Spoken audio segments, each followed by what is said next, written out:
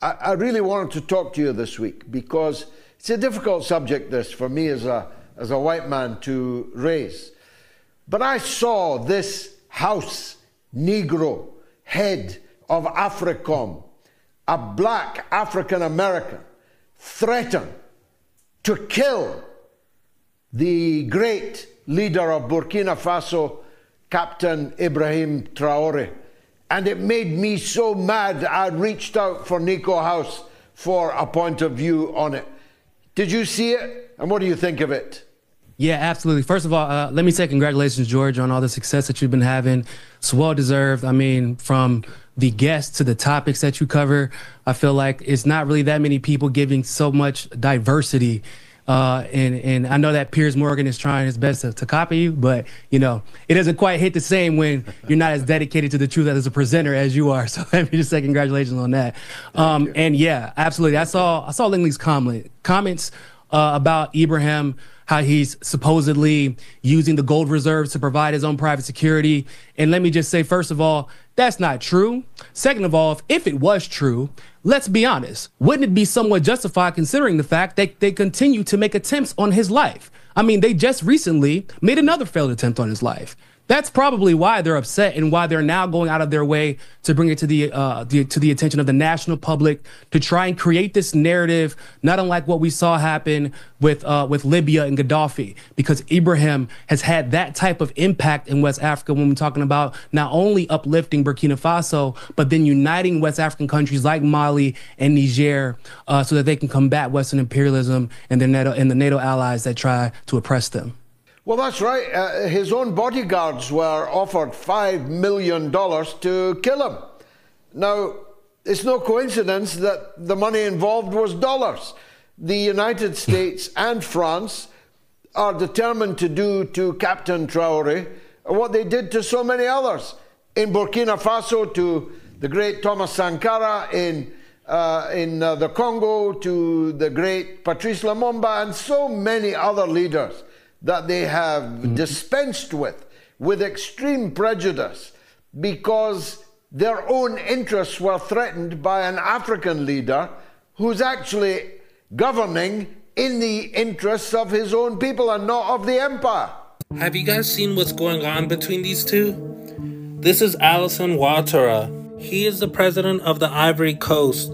In the Ivory Coast, they have been accused of a failed coup attempt against Ibrahim Traore. This just happened last week. And this is General Langley. He called out Ibrahim Traore by name. Some people say it was a smear campaign. And believe it or not, these two have teamed up. You can see Langley, he went to go visit the Ivory Coast to meet the president. And they're even taking a photo shoot together. You can see Langley sitting on the couch with the president. This is all very public. There's no secrets behind their relationship. Langley even got an award during this visit. Do you guys think these two are plotting something? It seems a little odd. They met up shortly after all that stuff just happened to Ibrahim Traore. I don't think that's a coincidence, but let me know what you guys think. Comment below. Russia has just delivered their second bunch of military equipments in Burkina Faso. Now, why are Russia doing all this? You see, there have been a lot of terrorists in the northern part of Burkina Faso. And these terrorists have also been planning to go to Ouagadougou, the capital city of Burkina Faso. Why are they heading to Ouagadougou? They are planning to go up to the presidential palace in order to eliminate Captain Ibrahim Traore. And it's alleged that these people have been sent by both France and some powerful leaders from the West. And also, there's also here another president of a certain African country who is really pushing for the elimination of Captain Ibrahim Traore. Now, let me ask you these people. Do you think by Russia delivering all these military equipments in Burkina Faso, will the security in Burkina Faso be stabilized? Because you see, there have been a lot of terrorist activity in Burkina Faso, and these terrorists, their main point of interest is to eliminate Captain Ibrahim Traore. They are trying much as they can to eliminate Captain Ibrahim Traore. On the topic of Ibrahim Traore and on the topic of Muchael Langley and also the US government trying to sabotage the government of Ibrahim Traore. You see, this man Ibrahim Traore has faced a lot of challenges. It is always coup attempt after coup attempt after coup attempt. But hopefully, and also by good luck, these coups have never been successful, and we've seen that some African leaders are really trying to understand. Some African leaders are becoming appreciative of Ibrahim Traore. This man is the change Africa needs, and there's a specific African leader in Zambia that really made me proud, and this brave Zambian man by the name Membe. He gave a powerful speech supporting Ibrahim Traore. You see, right now is the time Africa needs to unite. The time they attacked Libya, we were lied to. We were told many lies and we believed them. This time they also want to lie about Ibrahim Traore. Do you think we should also believe them in this? I think this is the time we should come up and support our very own. We should come up and support Ibrahim Traore, because these are very difficult times. The speech this gentleman is going to give is going to become inspirational, is going to become educative to you. Let's learn from it. I shall give you my thoughts by the end of the video, where we shall also have a deeper critical analysis. Let's dive in. I've heard some people talk so nicely about Thomas Sankara, but they are not saying the same about Captain Traore. They support Thomas Sankara because he's not there. They don't want to support Captain Traore, who is there. A son, a disciple of Thomas Sankara. The brave men and women of Niger, Mali, Burkina Faso deserve our respect, deserve our support.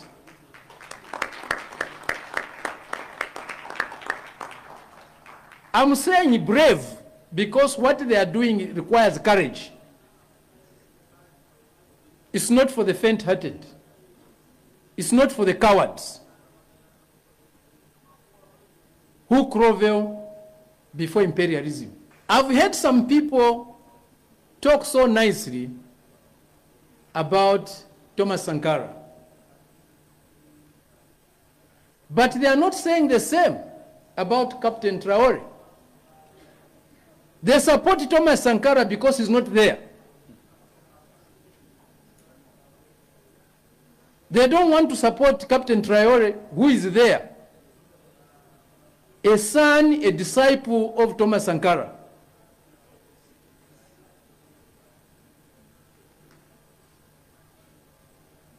Comrades, what is going on here is a revolutionary process that needs our support, that needs to be defended, that needs to be advanced with all the tenacity, with all the courage it takes.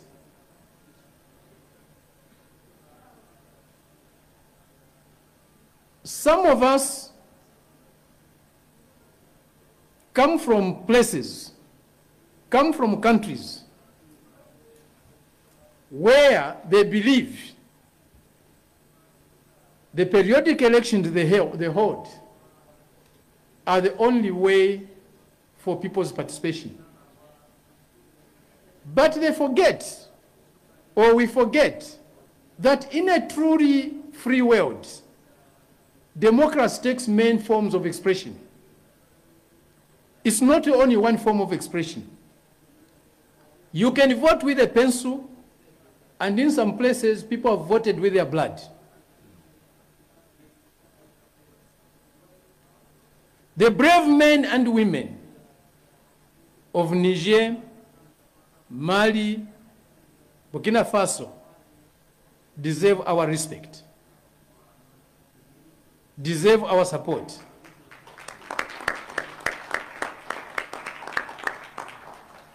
I'm saying brave because what they are doing requires courage. It's not for the faint-hearted. It's not for the cowards who grovel before imperialism. The challenges they face are huge. The risks they have taken are immense. And it requires determination, it requires resoluteness, it requires a greater love for one's people and humanity in general. We are here to witness the transformation of this region. We are here to render solidarity to a place, an area of our continent that deserves it and needs it most. What is happening here is a big light being shown around the whole continent. Niger, Mali, and Burkina Faso are showing us the way. They are lighting the way for all of us to take. How we get there may differ, but what they are doing here, you can't avoid it. Whether you are an elected government or you have come through the military way, you can't avoid the transformations going here. They are asserting themselves in a manner that has not been done before. Imperialism is in panic. Imperialism is in shock. They didn't expect this. They didn't expect this boldness. They didn't expect this resoluteness. They didn't expect this clarity. Speaker after speaker this morning was very clear on what is being done here, what is being advanced here, what is being promoted here, what is being defended here. They were very clear. And this clarity needs to be respected. This clarity needs to be embraced. This clarity needs to be explained further and further and further and further and further, and made more simpler and simpler and simpler to all our people on this continent and the diaspora. A lot can be said about what is going on here, and many have already said it. I don't want to bore you with repetitions.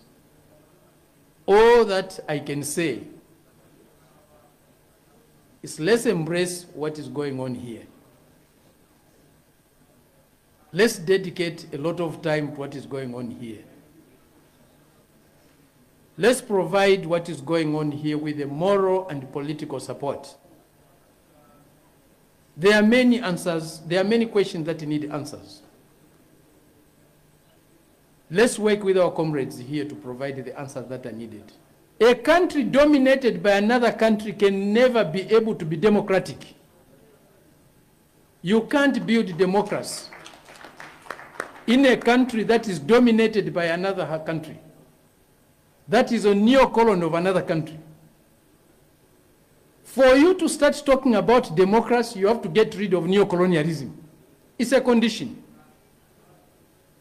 We heard at the opening session of this conference this morning, speaker after speaker, including the Prime Minister of Niger, they were talking about the struggle for their independence. They were talking about the struggle for sovereignty. Sovereignty for what? Independence for what? Independence from who? Independence from who? It's the independence from those who dominate us today. It's the independence from those who neo-colonize us today. It's independence from those who subjugate us today. Without that independence, you cannot talk of democracy. the elections we hold in all these neo-colonial states have not taken us anywhere. For more than 5-6 decades, we have been holding elections in some of these territories of Africa. Where have those elections taken us? Nowhere. Why? Because we are colonies. We are neo-colonies. We are dominated by others. And you cannot have meaningful democracy without total independence, as it was said this morning. We need total independence. There are some who despise, who look down upon what is going on in the Sahel today, because it's being carried by men and women in uniform, called the military.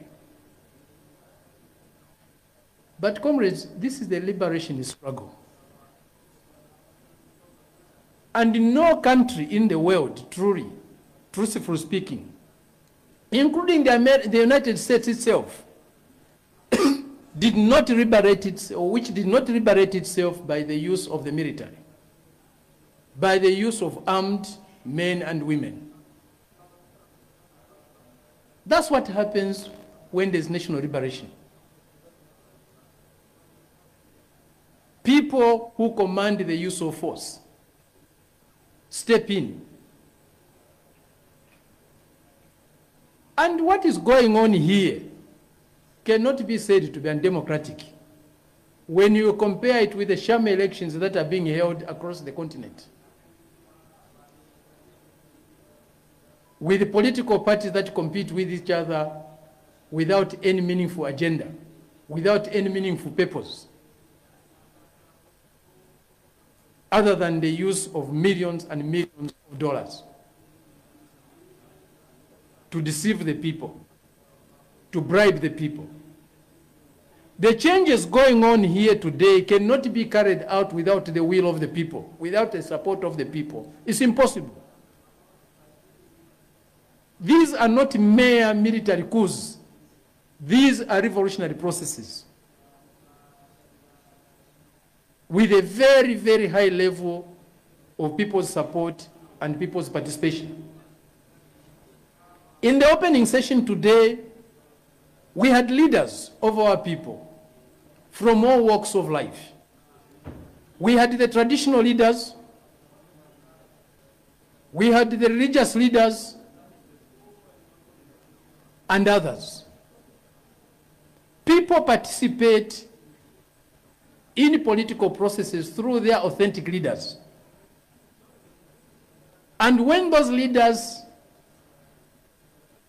are there, you cannot deny that there's people's participation.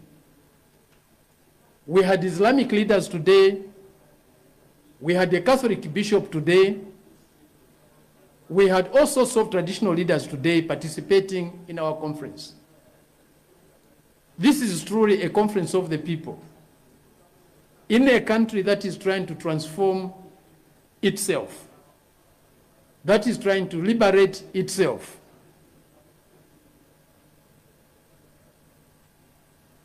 It is impossible not to support what is going on today here. If you are truly a Democrat, if you are truly progressive, if you are truly a socialist. That family which is not united is very easy to attack. Take it this way. If you take one stick, it's easy to break. But if you take 3 bunch of sticks, you put them together, they form one bunch. You try to break them. It's harder because it has a stronger integrity. So that happens with us as well as humans. That happens with us as well as black people and as Africans.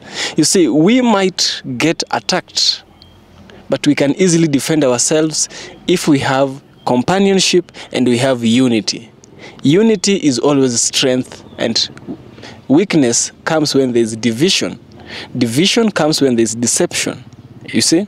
Deception is always as a result of colonial mindset, a mindset that we are inferior and we are subordinates to the Western countries.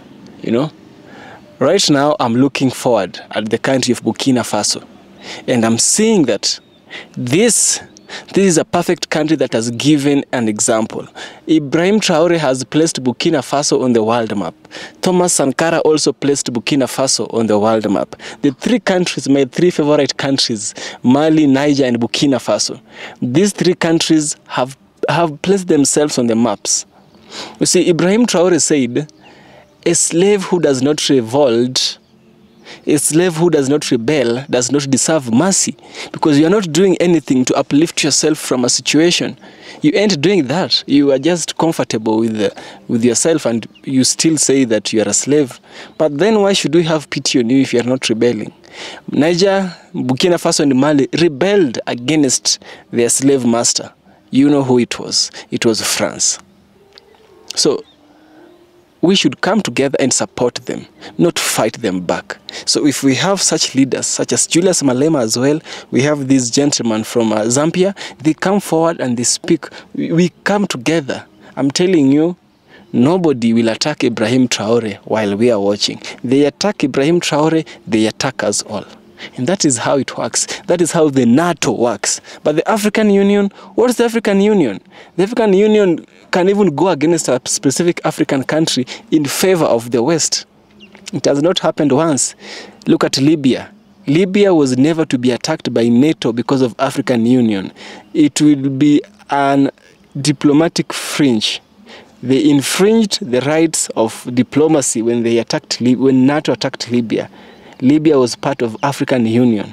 You see such things which happens because we lack unity. But if we gain it, I'm telling you, we will be invincible, we will be strong, and we will be dependent on our own selves. Yes. This is EFK Original Documentaries. If you like what I do be sure to subscribe. I'll surely appreciate. And see you in the next one. Support me on Patreon. Donate anything your heart might convince you to. I'll still appreciate, and see you in the next one.